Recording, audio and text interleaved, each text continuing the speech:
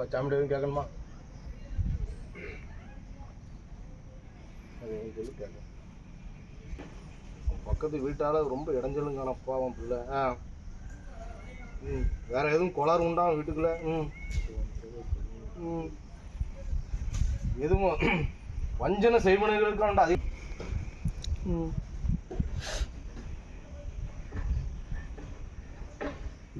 உன்னால எதுவும் குத்தம் குறை உண்டா? மரடிச்சா ஐயா மயாண்டி. கிரக தோஷங்கள் எதுவும் எப்படி இருக்கு என்னன்னு பார்த்து சொல்லு. எசக்கமும் கோளாறு.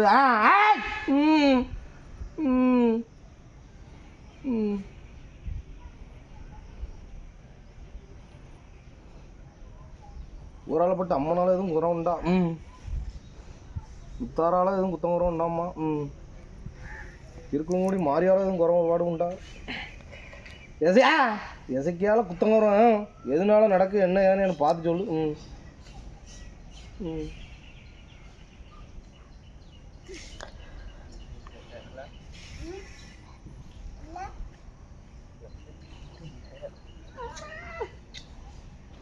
முன்னாடி நடந்ததுன்னு சொல்லுது. எசிக்கமான உன் வீட்டில் ஒரு கோளாறு நடந்ததுன்னு சொல்லுது. 6 வருஷம் ஆச்சுன்னு சொல்லுது அப்பா.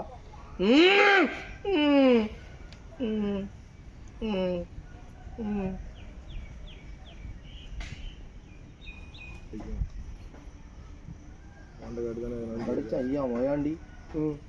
என்ன காரணம் என்ன யாது எதனால அந்த பிரச்சனை?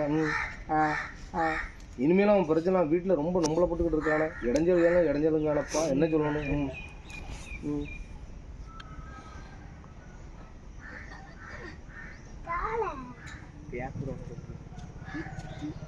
இன்னும் பொறுப்பா நான் தை மாதம் 1ஆம் தேதிக்குள்ள நான் சரி பண்ணி தாரேன்.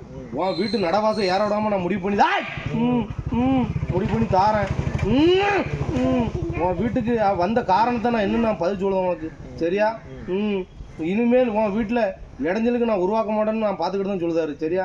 இனிமேல் அதை பற்றி நீ கவலைப்பட வேண்டாம். 6 வருஷத்துக்கு முன்னாடி 300 காரணத்தினால ஒரு வாய் தகராறால வந்திருக்கான்னு சொல்லுதாப்பா.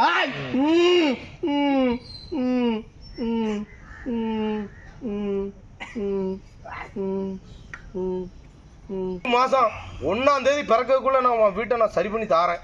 இனிமேல் இடைஞ்சல் பண்ணதுக்கு நான் வழிவகுக்க மாட்டேன். 15 நாள் பொறு, சரியா? நான் அதை நான் பார்த்துக்கிட்டு தான் சொல்லுதான், சரியாப்பா?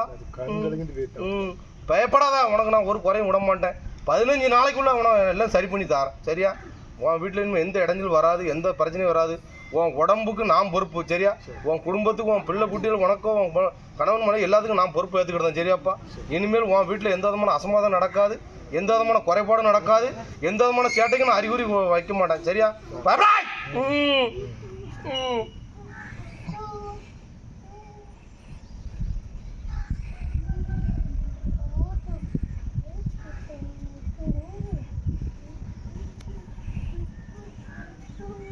மத்தியானத்தில் இருக்க உண்மையானா நான் சொன்னதாக காப்பாற்றி கொடுங்க. ஓ